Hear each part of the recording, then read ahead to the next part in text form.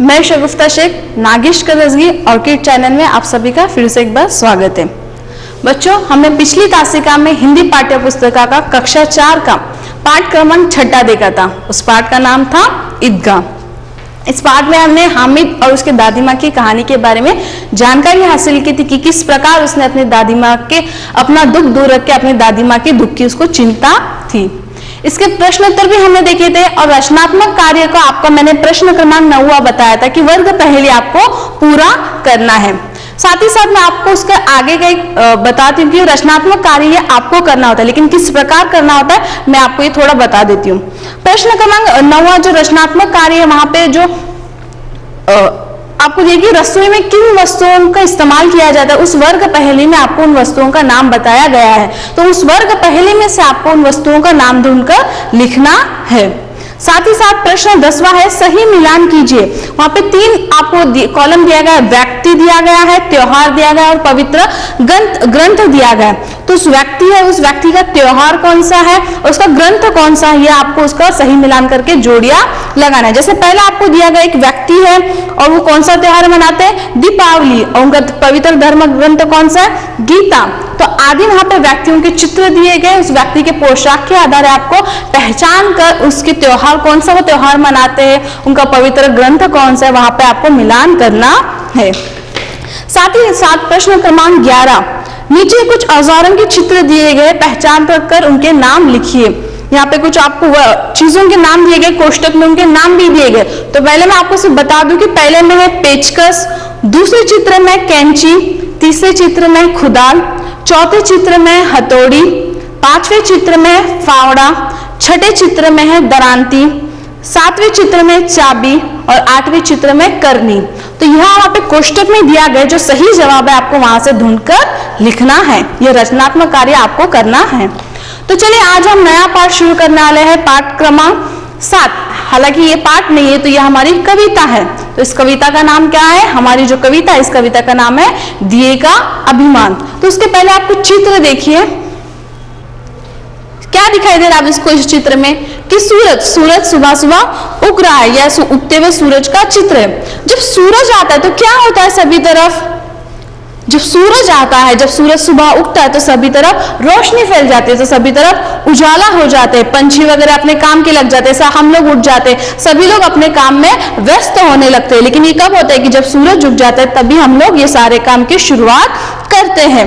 जब सूरज आता है तो सभी तरफ हर जगह प्रकाश ही प्रकाश हो जाता है। ऐसा नहीं कि सूरज किसी कोई ऐसे निश्चित स्थान पे ही अपना उजाला फैलाता है, तो सूरज हर तरफ अपना उजाला फैलाता है। वो किसी को ज्यादा प्रकाश या किसी को कम प्रकाश इस तरह से नहीं देता। वो सभी को, जो अच्छा इंसान है, ऐसा होता है कि हम लोग ऐसे सोचते हैं कि बुरे इंसान का बुरा होगा या अच्छे इंसान का अच्छा होगा, ये तो सही है, लेकिन सूरज की नजर में सभी एक समान है। सृष्टि में जो सारे व्यक्ति है, सारे जो भी वस्तु है, ये सभी उसके नजर में एक समान है, तो सभी को एक ही समान प्रकाश देता है। अगर कोई व्यक्ति बुरा या कुछ है तो ऐसा नहीं कहता कि सूरज कि मैं इसको कम प्रकाश दूंगा, या कोई अच्छा है तो मैं इसको ज्यादा प्रकाश दूंगा। तो उसकी नजर में सृष्टि का हर एक इंसान, हर एक वस्तु एक समान है, तो वो सभी को एक समान प्रकाश देता है। और सूरज कब निकलता है, तो सूरज दिन में निकलता है। दूसरा चित्र है चांद। चांद कब आता है, बिल्कुल से चांद कब आता है, रात में आता है। और यह भी जब आता है तो यह भी रोशनी देता है, पर यह होता है कि यह सूरज के मुकाबले कम रोशनी देता है। चांद भी रोशनी देता है, लेकिन इसका जो रोशनी का जो मुकाबला है सूरज के मुकाबले कम रोशनी देता है। साथ ही साथ चांद के साथ कौन आते हैं, चांद के साथ तारे भी आते हैं। और ये जो है रात को प्रकाश फैलाता है, लेकिन सूरज के मुकाबले कम होता है। और ये चित्र है दिया। इसको तो आप सभी लोग जानते हो कि ये सभी के घर में लगाया जाता है। दिया हम ज्यादातर जब हमारे घर पे लाइट वगैरह नहीं होता हम इसको जलाया करते हैं। जब दिया जब जलता है तो हमारे घर के चारों ओर रोशनी फैल जाती है, हर एक कोने में रोशनी फैल जाती है। लेकिन इस दिए भी उसका बहुत अभिमान है कि मैं घर के हर एक कोने में रोशनी फैलाता हूँ। वो अपने मतलब सूरज को और चांद को वो अपने से कम समझता है। वो कहता है कि सूरज तो सिर्फ दिन में आता है, चांद तो सिर्फ रात में आता है, लेकिन मैं रात के हर एक कोने में उजाला मतलब घर के हर एक कोने में रोशनी देता हूँ। लेकिन रात में जब चांद आता है तो हमारे घर के हर एक कोने में रोशनी नहीं होती है। तो ये कहता है कि चांद तो उतनी रोशनी नहीं दे पाता, लेकिन मैं घर के हर एक कोने में रोशनी दे पाता हूँ। तो इसी पे आधारित हमारा आज की कविता है, कविता क्रमांक 7, दिए का अभिमान। इस कविता के कवि है द्वारिका प्रसाद माहेश्वरी। प्रस्तुत कविता में अभिमान से हम स्वयं का नाश करते हैं, इसलिए हमें अभिमान का त्याग करना चाहिए, स्वयं को नम्र बनाना चाहिए। सफलता नम्रता से ही प्राप्त है। दिए की तरह अभिमान त्याग कर चंद्रमा, सूर्य व तारों की तरह विनम्र बनना चाहिए। तो सभी लोग अपनी अपनी किताबें खोलिए। पन्ना नंबर 48, पन्ना नंबर 48। इस कविता में जैसे कि इस पाठ का जो नाम है, इसी पे इस कविता का सारा अर्थ बताया कि दिए का अभिमान। अभिमान यानी क्या करना? गर्व करना। अभिमान यानी क्या? गर्व करना, अहंकार करना, घमंडी। अभिमान, दिए को अपने कार्य पर बहुत ज्यादा घमंड है, बहुत ज्यादा अभिमान है। तो इसी के बारे में हमें इस कहानी में बताया गया है कि अभिमान हमको नाश करना यानी खत्म करना, हमारे कार्य को रुका देता है, जो हमने प्रगति की उसको नाश कर देता है। इसलिए हमें अभिमान का त्याग करना चाहिए। त्याग करना यानी छोड़ देना चाहिए। स्वयं को नम्र बनाना चाहिए। स्वयं को यानी खुद को नम्र यानी मृदु बनाना चाहिए। दूसरों के प्रति प्रेम होना चाहिए, दूसरों के प्रति आदर सम्मान होना चाहिए। कभी भी हमें किसी को अपने अपने मुकाबले में कम नहीं समझना चाहिए। हम हमारे हिस्से में जो हमने जो प्रगति की है वहां पे हम लोग ठीक है, तो दूसरे लोग उनके कार्य में वो ठीक होते हैं। तो कभी भी किसी को अपने से कम नहीं समझना नहीं चाहिए कि मैं ही बड़ा हूं, मुझे ही सब आता है। ऐसी भावना हमारे मन में नहीं होनी चाहिए। सफलता नम्रता से ही प्राप्त होती है। अगर हम में नम्रता होगी तभी हम सफलता प्राप्त कर सकते हैं। दिए की तरह अभिमान का त्याग कर हमें भी चंद्रमा, सूर्य और तारों की तरह विनम्र। प्रस्तुत कविता में पहले तो दिए को बहुत ज्यादा अभिमान था, बाद में उसके अभिमान टूट गया। तो किस प्रकार उसका अभिमान टूट गया यह हम प्रस्तुत कविता में देखने वाले हैं।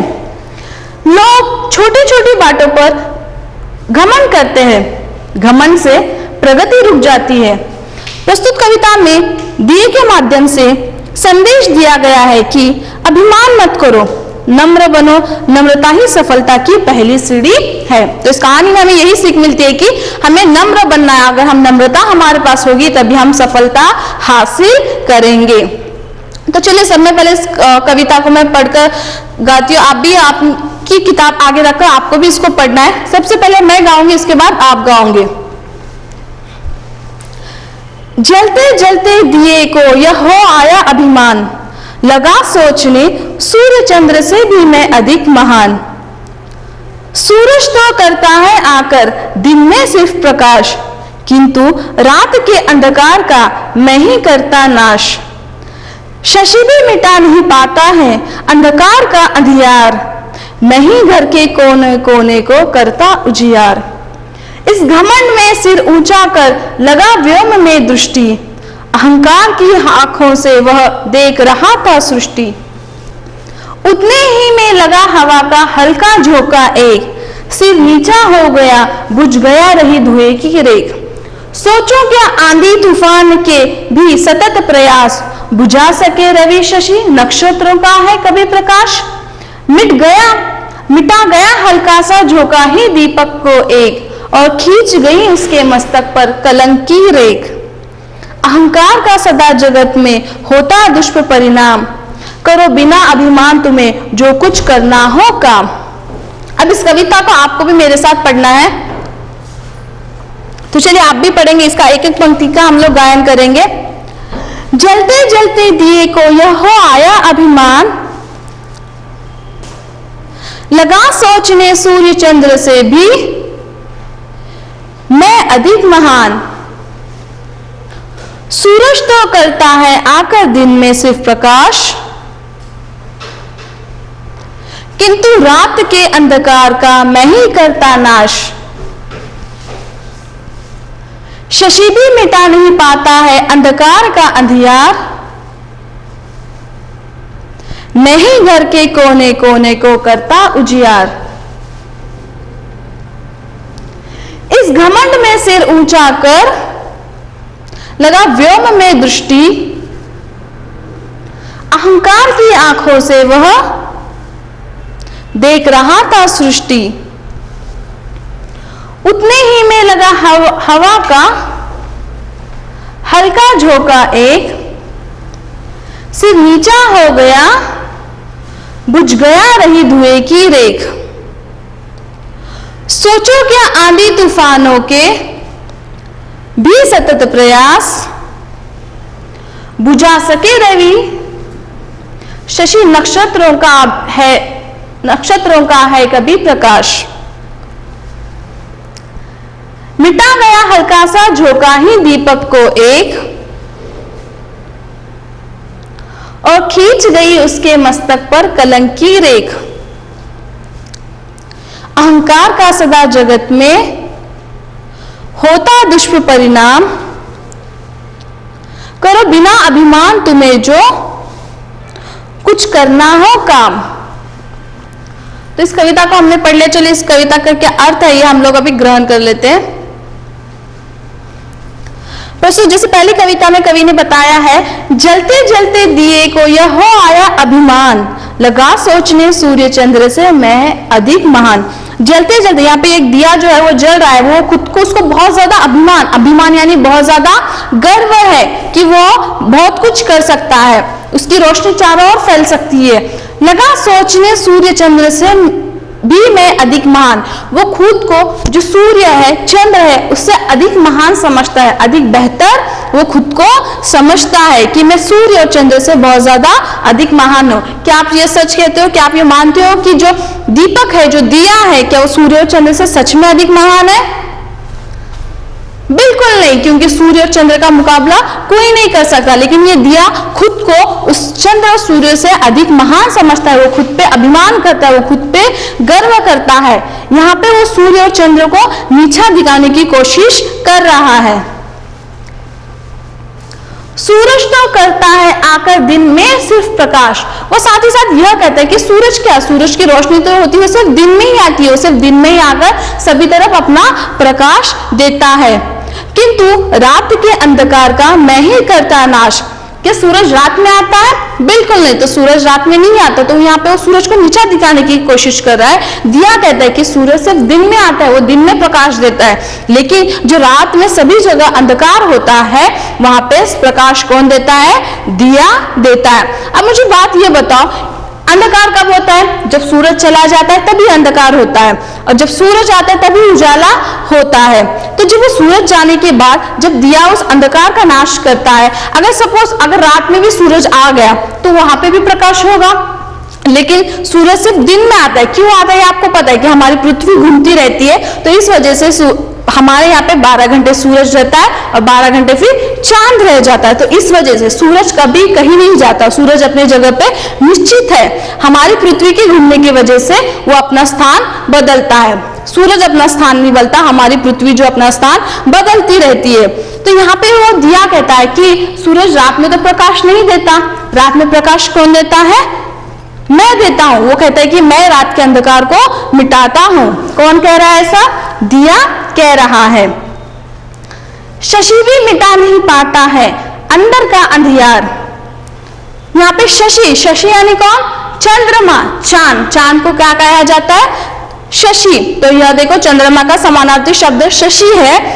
शशि भी मिटा नहीं पाता अंदर का अंधियार। अंदर यानी जो हमारे घर के अंदर, जो जब रात में क्या होता है कि चंद्र आ जाता है, वो अपना प्रकाश देता है, लेकिन जो चंद्र का जो प्रकाश है वो सूरज के मुकाबले कम होता है। जिस तरह सूरज आने पर हर तरफ प्रकाश होता है, उसी प्रकार चंद्र के आने पर हर तरफ प्रकाश नहीं होता, वो सूर्य के प्रकाश के मुकाबले कम प्रकाश होता है। साथ ही साथ जो चंद्र का प्रकाश होता है वो हमारे घर के अंदर नहीं आता।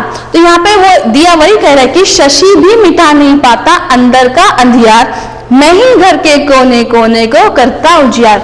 जो हमारे घर के अंदर जो अंधियार है उसे कौन मिटाता है? दिया। तो यहाँ पे वो यही बता रहा है कि जो शशि है, जो चांद है, वो भी आपके घर के जो भी अंधियारा है, जो अंधार है, वो मिटा नहीं पाता। तो उसे कौन मिटाता है? दिया मिटाता है। तो यहाँ पे पहले उसने सूरज को नीचा दिखाने की कोशिश की, बाद में यहाँ पे वो किसे नीचा दिखाने की कोशिश कर रहा है? शशि यानी चांद को नीचा दिखाने की कोशिश कर रहा है। बच्चों, चंद्रमा को रोशनी कहां से मिलती है? बिल्कुल सही, तो चंद्रमा को रोशनी सूरज से मिलती है। घर में बिजली चली जाए तो हम रोशनी करने के लिए किन साधनों का प्रयोग करते हैं? जैसे अभी हमारी बिजली वगैरह चली जाती है, जैसे अभी फिलहाल बारिश की वजह से हमारे यहाँ पे बिजली चली जाती है, तो हम लोग क्या करते हैं? हम लोग लैंप लगाते हैं या टॉर्च लगाते हैं या फिर दिया लगाते हैं, मोमबत्ती लगाते हैं। प्राकृतिक रोशनी हमें कहां से मिलती है? प्राकृतिक यानी नैसर्गिक रोशनी हमें कहां से मिलती है? अभी हमें दिन में रोशनी मिलती है, तो हमें कहां से मिलती है? तो सूरज से हमें रोशनी मिलती है, रात में चंद्रमा से रोशनी मिलती है। इसका हमको कुछ भुगतान करना पड़ता है क्या? नहीं, ये रोशनी हमें प्रकृति द्वारा ही मिलती है। जो हम लोग घर में लाइट लगाते हैं या हमारे घर में जो बिजली चलती है उसका हमें भुगतान करना पड़ता है, उसके पैसे हमें देने पड़ते हैं। लेकिन जो ये प्राकृतिक जो रोशनी है, चंद्र, सूर्य, ये हमसे कोई भुगतान नहीं देना पड़ता, यह प्रकृति द्वारा हमें रोशनी मिला करती है। सूरज और चंद्रमा का अंतर आपको बताना है। सूरज और चंद्रमा का क्या अंतर होगा? सूरज दिन में आता है, दिन में प्रकाश देता है। चंद्रमा जो रात में आता है, रात में प्रकाश देता है। पर सूरज का जो उजाला है वो चंद्रमा के मुकाबले ज्यादा होता है। यहाँ पे दिया गया है कि दिया यहाँ पे दिखाई दे, दिया एक जलता हुआ दिया दिखाई दे रहा है कि वो अपना जलते हुए इससे बता रहा है कि मैं जो होता हूँ रात को जो होता हर कोने कोने में उजाला करता हूँ। साथ ही साथ वो सूरज और चांद को अपने से कम समझता है। तो यहाँ पे वो दिया उन दोनों को कहता रहता है कि तुम तो सिर्फ दिन में उजाला देते हो, तुम सिर्फ रात में उजाला देते हो। तुम रात में उजाला तो देते हो लेकिन घर के हर एक कोने में तुम उजाला नहीं देते हो। तो घर के हर एक कोने में उजाला कौन देता है? दिया देता है। यहाँ पे वो खुद को बहुत ज्यादा अच्छा समझता है, वो दूसरों के मुकाबले वो खुद को ज्यादा बेहतर समझता है। यहाँ वो अपने कार्य पे बहुत ज्यादा घमंडी बन गया है कि मैं तुम दोनों से बहुत ज्यादा बेहतर हूं। अगला देखिए पन्ना नंबर 39। इस घमंड में सिर ऊंचा कर लगा व्योम में दृष्टि। इस घमंड, क्या इस बात का घमंड है उसे कि मेरी जो रोशनी है घर के हर कोने में पहुंच जाती है, मैं तुम दोनों से बहुत ज्यादा बेहतर हूं। ये उसमें घमंड है, ये उसमें गर्व है। किसमें है? तो ये सारा घमंड किसमें? दिए में ये सारा घमंड है।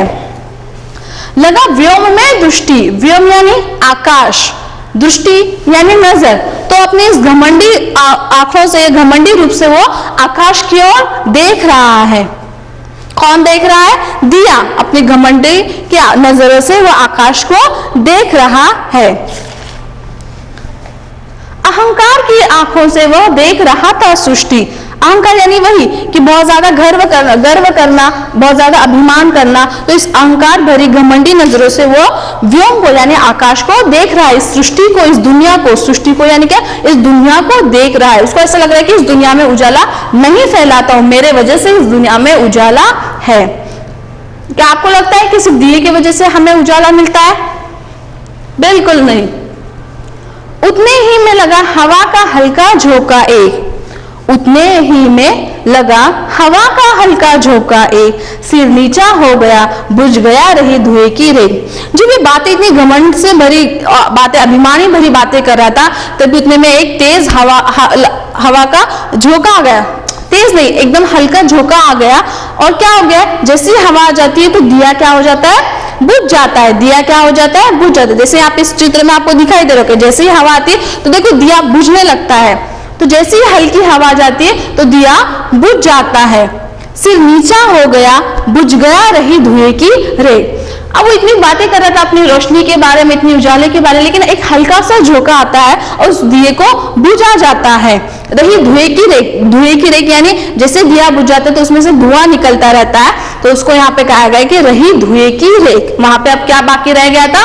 धुएं की रेख। सोचो क्या आंधी तूफान के भी सतत प्रयास, सतत यानी लगातार, सतत यानी क्या? लगातार। सोचो क्या आंधी तूफान के भी सतत प्रयास बुझा सके रवि, शशि, नक्षत्रों का है कभी प्रकाश। यहाँ पे देखो, अभी यहाँ पे कवि बता रहा है कि जिस तरह हवा ने, जिस तरह आंधी ने उस छोटे से दिए को बुझा दिया, कि ये जो हवा है, ये जो आंधी है, ये रवि, शशि, नक्षत्र, रवि यानी क्या? सूरज, रवि यानी क्या? सूरज, सूर्य, शशि यानी चंद्रमा, नक्षत्र यानी तारे, नक्षत्र यहाँ पे नक्षत्र यानी तारा या बहुत ज्यादा होंगे तो तारे। तो यहाँ पे यह कवि बता रहे हैं कि जिस तरह हवा के एक हल्के से झोंके ने दिए को बुझा दिया, क्या उसी तरह हवा, आंधी, ये जो रवि, शशि, नक्षत्र है, क्या इनको कभी मिटा सकते हैं? क्या इनका प्रकाश कभी बुझा सकते हैं? आपको क्या लगता है कि हवा, आंधी या चंद्रमा के प्रकाश को, सूरज के प्रकाश को कभी मिटा सकते हैं? बिल्कुल नहीं। ये जो चंद्रमा का जो प्रकाश है, सूर्य का जो प्रकाश है, नक्षत्रों का जो प्रकाश है, ये प्राकृतिक प्रकाश है, इसको कभी कोई मिटा नहीं सकता। यह सब खासियत उनके होने के पास भी, किनके पास?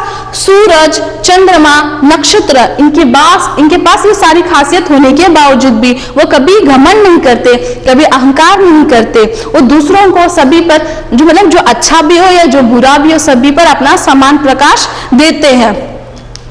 लेकिन एक छोटा सा दिया अपने छोटे से प्रकाश पर बहुत ज्यादा अभिमानी हो गया था। वो अपने नजरों में इन सबको बहुत ज्यादा कम समझता था। अगली पंक्ति देखिए, मिटा गया हल्का सा झोंका ही दीपक को एक, और खींच गई उसके मस्तक पर कलंकी रेख। एक हल्के से हवा के झोंके ने उस दीपक को मिटा दिया। जिस तरह से घमंड के दृष्टि से आकाश की ओर देख रहा था, सृष्टि की ओर देख रहा था, उसको किसने मिटा दिया? एक हल्के से हवा के झोंके ने मिटा दिया। और उस पर कौन सी रेखा खींची गई? कलंकी रेखा। कलंक यानी घमंडी बन गया, उस पर एक उस पर दाग लग गया कि वो बहुत ज्यादा घमंडी है। दिया एक क्या कलंक लग गया उस पर कि वो बहुत ज्यादा घमंडी है, एक कलंकी रेखा उस पर खींच गई। अहंकार का सदा जगत में होता दुष्परिणाम। अहंकार, यही अभी मैंने बताया, अहंकार, गर्व, अभिमान, ये सारे एक ही शब्द के अर्थ है। अहंकार का सदा, सदा यानी हमेशा, जगत, जगत यानी संसार, दुनिया, तो अहंकार का हमेशा दुनिया में दुष्परिणाम होता है। दुष्परिणाम यानी बुरा नतीजा उसका होता है। अगर हम लोग अहंकार करेंगे, गर्व करेंगे, अभिमान करेंगे, मैं सबसे बेहतर, मैं दूसरों से बहुत अच्छा, अगर यह भावना हमारे में होगी तो इसका बहुत ज्यादा दुष्परिणाम होता है। जिस तरह यहाँ पे दिए का बहुत ज्यादा बड़ा दुष्परिणाम हुआ था। करो बिना अभिमान तुम्हें जो कुछ करना हो काम। जो भी तुम्हें कार्य करना है, जो भी तुम्हें काम करना है, तो उस काम में हमारे अंदर बिल्कुल भी अभिमान नहीं होना चाहिए, गर्व बिल्कुल भी नहीं होना चाहिए। अगर हमें अभिमान वाली भावना होगी, गर्व होगा, तो कार्य में कभी सफलता हमें प्राप्त नहीं होगी। हमें हमेशा नम्रता की भावना से कार्य करना होता है। जिस तरह से इस पिक्चर में दिखाया गया है कि एक हल्के से हवा के झोंके ने उस दिए को बुझा रहा है। तो देखिए यहाँ पे दिखाई दे रहा है ये धुएं की रेख, जैसे ही धुएं ये बुझ जाता है तो उस पर धुआं निकलता है। तो यहाँ पे उस कविता में बताया गया कि धुएं की रेख खींची गई है, तो यहाँ पे इसको धुएं की रेख कहा गया है। जब वो दिया बुझ जाता है तो वो उदास रह जाता है, उसका जो घमंड है वो चूर चूर हो जाता है। अब वो खामोश बैठा कि मतलब वो जिसको नाम रख रहा था वो तो अपना उजाला फैला रहे हैं, ये अपना उजाला अब फैला नहीं पा रहा है। तो इस प्रस्तुत कविता में यही बताया कि जब भी हमें कोई कार्य करना हो या कुछ काम करना हो तो हमें नम्रता पूर्वक काम करना चाहिए। नम्रता से हमें सफलता हासिल होती है। एक मूल तंत्र ये भी है कि जो नम्र होकर झुकते हैं वही ऊपर उठते हैं। अगर हम कोई भी कार्य नम्रता पूर्वक करेंगे तो हमें उसमें सफलता बिल्कुल भी मिलेगी। मन की कोमलता और व्यवहार में नम्रता एक बड़ी शक्ति होती है। तो इस पाठ से हमें यही सीख मिली है कि विनम्रता और प्रेम से सबके मन को जीता जा सकता है। जो विनम्र होते हैं वे हर जगह सम्मान पाते हैं। अगर आप में विनम्रता नहीं हो तो आप लोग बिल्कुल भी सम्मान नहीं पा सकते हो। तो इस जो कविता है इसका आपको पठन करना है। तो चलिए इस कविता के कुछ कठिन शब्द हम लोग देखते हैं। सब में पहला शब्द है कठिन शब्द अभिमान। अभिमान यानी क्या? घमंड करना, गर्व करना, किसी बात में अहंकार करना, कि उसमें सब में ज्यादा बेहतर नहीं हूँ। जैसे आप लोग मतलब आप कक्षा में हो, कक्षा में जैसे कोई लोग किसी के हस्ताक्षर अच्छे होते हैं, किसी का जो पठन जो होता है वो कार्य अच्छा होता है, तो सब लोग अपने अपने कार्य में होशियार होते हैं। तो किसी को सपोज अभी जब मैं कह रही हूँ कि मेरे हस्ताक्षर अच्छे दूसरों के अच्छे नहीं है, तो ये मेरे में मैं वाली भावना हो गई, ये मैं अभिमानी यहाँ पे बन गई। हो सकता है कि उसको चित्रकला में ज्यादा रुचि हो तो उसका चित्र अच्छा आता होगा, मेरा नहीं अच्छा आता। तो सब लोग जो होते हैं अपने अपने कार्य में होशियार होते, वो अपने अपने कार्य को में अच्छे होते। तो हमें किसी की भी कार्य पर उंगली नहीं उठानी चाहिए, बस हमें हमारा जो कार्य अच्छे से करना चाहिए, लेकिन हमें हमारा कार्य करते वक्त दूसरों के कार्य पर उंगली बिल्कुल नहीं उठानी है। दूसरा, शशि। शशि यानी चंद्रमा, उजियार उजाला, उजियार उजाला, यहां पे आप लोग प्रकाश भी कह सकते हैं। व्योम आकाश, व्योम आकाश। दृष्टि नजर, दृष्टि नजर, वो जैसे दिया अभिमान भरी घमंडी दृष्टि से किसको देख रहा था? सृष्टि को देख रहा था, सृष्टि यानी दुनिया को देख रहा था। सतत लगातार, सतत लगातार। नक्षत्र तारा, नक्षत्र तारा। जगत संसार, जगत संसार। कौन दुनिया को घमंडी भरे नजरों से देख रहा था? दिया। दुष्परिणाम बुरा नतीजा, अगर हम कुछ कार्य करते हैं हम सोचते हैं कि वो कार्य हमारे मन के मुताबिक हो, सपोज वो कार्य हमारे मन के मुताबिक नहीं होता, उसका कुछ बुरा हो जाता है, तो उसके कहते हैं दुष्परिणाम। तो चलिए कुछ जैसे भी हमने ये पाठ पढ़ा था, इस पाठ के कुछ प्रश्न हम लोग देखते हैं। यदि सूर्य न निकले तो क्या होगा? यदि सूरज नहीं निकलेगा तो क्या होगा? तो सारे संसार में अंधकार होगा। इस पाठ में दिए को किस बात का अभिमान था? इस पाठ में दिए को किस बात का अभिमान था? कि वो यह सोचता था कि सूर्य चंद्रमा से वो बहुत ज्यादा महान है। साथ ही साथ दिया सारी सृष्टि को किस प्रकार देख रहा था? दिया सृष्टि को एक अहंकार भरी नजरों से देख रहा था। वो सूरज और चंद्रमा के मुकाबले खुद को बहुत ज्यादा बेहतर समझता था। वो चाहता था कि चंद्रमा जो है रात में प्रकाश देता है, लेकिन घर के हर एक कोने में वो प्रकाश नहीं देता। सूरज जो है प्रकाश देता है, लेकिन सिर्फ दिन में वो प्रकाश देता है। घर के अंदर तो सिर्फ मैं ही प्रकाश देता हूँ। कौन? दिया। तो इस एक अहम भरी मतलब एक अहंकार भरी उसके भावना उसके मन में थी कि घर के हर एक कोने में प्रकाश मैं ही देता हूँ, लेकिन एक हल्के हवा के हल्के से झोंके ने उसको मिटा दिया। तब उसको समझ में आ गया कि मैं वो कहाँ गलत है और कहाँ वो गलत कार्य कर रहा है। तो हमेशा हमें भी यही सीख इस कविता से मिलती है कि हमें हमारे कार्य में अच्छा तो करना है, लेकिन उस कार्य के चलते दूसरों के कार्य पर उंगली बिल्कुल नहीं उठानी चाहिए। अगर हम अहंकार भरी भावना से किसी कार्य को पूरा करते तो उस कार्य में हमें सफलता नहीं मिलती, उस कार्य में हमें दुष्परिणाम मिलता है, उसका नतीजा जो होता है बुरा ही होता है। तो आपकी जो कक्षा में कुछ बच्चे भी होंगे, जैसे मैंने अभी पहले ही बताया था कि कुछ अलग अलग कार्य में अलग अलग बच्चे होशियार होते हैं, तो कभी किसी का मजाक नहीं उड़ाना चाहिए। उनके हमेशा मतलब उनको मोटिवेट करना चाहिए कि वो जो कार्य कर रहा है वो अच्छे से कर रहा है। जैसे कोई बच्चा पढ़ता नहीं है तो आप उसको मतलब ये करोगे कि तू पढ़ता नहीं है, तुझे आता नहीं है। हो सकता है वो मतलब दूसरे चित्र वगैरह में वो होशियार हो जो आपको करने के लिए नहीं आता है। तो हर एक इंसान अपने अपने कार्य में आगे होता है, अपने अपने कार्य में होशियार होता है। तो कभी हमें किसी पे उंगली नहीं उठानी चाहिए। अहंकार से हमें हमेशा दुष्परिणाम होता है, असफलता ही मिलती है। अगर हम नम्रता से किसी कार्य को पूरा करेंगे तो नम्रता जो होता है सफलता की पहली सीढ़ी होती है। नम्रता यानी मृदुता, सबसे स्नेहपूर्वक रहना चाहिए, सबका सम्मान करना चाहिए, सबका आदर करना चाहिए। मैं बड़ा ये भावना हमें बिल्कुल नहीं होनी चाहिए। इस कविता को से हमें यही सीख मिली है। इस कविता को आपको कंठस्थ कर लेना है, साथ ही साथ इस कविता में जो कठिन शब्द है उसका अर्थ भी आपको पढ़ना है। आज के लिए बस इतना ही, धन्यवाद।